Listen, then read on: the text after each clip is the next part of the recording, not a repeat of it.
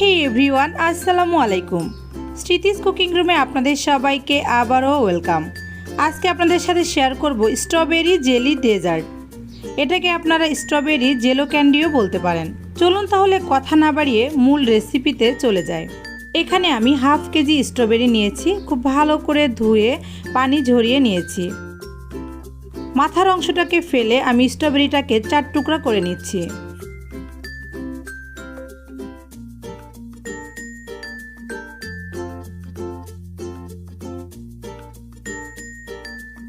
এভাবে করে কেটে আমি সব কয়টা স্ট্রবেরি কেটে নিয়েছি।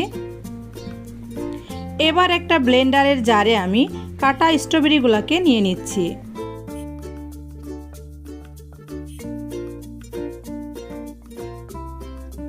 এটাকে আমি ব্লেন্ড করে নিব। ব্লেন্ড করা হয়ে গেছে। এবার আমি একটা স্ট্রেনারে এই জুসটাকে ঢেলে নিচ্ছি। স্ট্রবেরির উপরে যে দানা থাকে ওই দানাটা যাতে জুসের মধ্যে না যায়, তাই আমি জুসটাকে স্মুথ করে নিচ্ছি। চুলায় একটা প্যান বসিয়ে আমি এই স্মুথ জুসটাকে ঢেলে নিচ্ছি। দিয়ে দিচ্ছি হাফ কাপ চিনি, 1/4 কাপ কর্নফ্লাওয়ার। খুব ভালো করে চিনি এবং কর্নফ্লাওয়ারটাকে জুসের সাথে মিশিয়ে নিচ্ছি। চুলার জালটাকে খুব লো আঁচে অন করে দিয়েছি। ভালো করে নেড়ে চেড়ে যখন এটা মেশানো হয়ে যাবে, এর মধ্যে আমি হাফ কাপ পানি অ্যাড করে দিচ্ছি। পানিটা দিয়ে অনবরত নেড়ে চেড়ে এটাকে আমি খুব ভালো মতো জাল করে নিচ্ছি। আস্তে আস্তে কিন্তু এটা ঠিক হতে শুরু করেছে। আমি আরও বেশ কিছুক্ষণ জাল করে নিব। এটা কিন্তু লো আঁচে রেখে জাল করতে হবে। মিষ্টিটা একটু চেক করে নেবেন। স্ট্রবেরির উপরে ডিপেন্ড করবে মিষ্টিটা আপনারা কেমন খাবেন। সামান্য একটু লবণ দিয়ে দিলাম, তাহলে স্বাদের একটা ব্যালেন্স আসবে।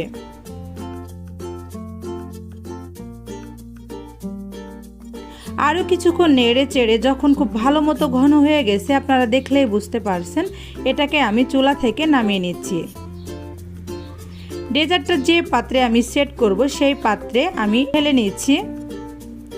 গরম থাকতে এটা কিন্তু ঢেলে নিতে হবে, তাহলে খুব ভালোভাবে সেট করবে। চারিদিকে সমান করে দিলাম। এবার আমি এটাকে সম্পূর্ণরূপে ঠান্ডা করে নিয়ে ফ্রিজে রেখে দিব সেট না হওয়া পর্যন্ত। ফ্রিজ থেকে নামিয়ে নিয়েছি। চারিদিক থেকে আমি একটা স্প্যাচুলা দিয়ে একটু ছাড়িয়ে দিচ্ছি। আগে থেকে দাগ কেটে নিয়েছি, সেই দাগের উপর দিয়ে আমি একটা নাইফ দিয়ে এগুলাকে পিস করে নিচ্ছি। ছোট বড় যে কোনো পিস আপনারা ইচ্ছা মতো করতে পারেন। আমি একটু ছোট করে করেছি।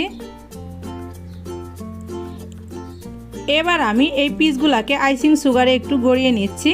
তবে এখানে আমার একটা ভুল হয়েছে। এটা ড্রাই কোকোনাট অথবা গোটা চিনি দিয়ে যদি আপনারা এভাবে মেশান তাহলে এটা ভালো হবে। আমি আইসিং সুগার দিয়েছিলাম, এজন্য খুব দ্রুত এটা গলে গেছে।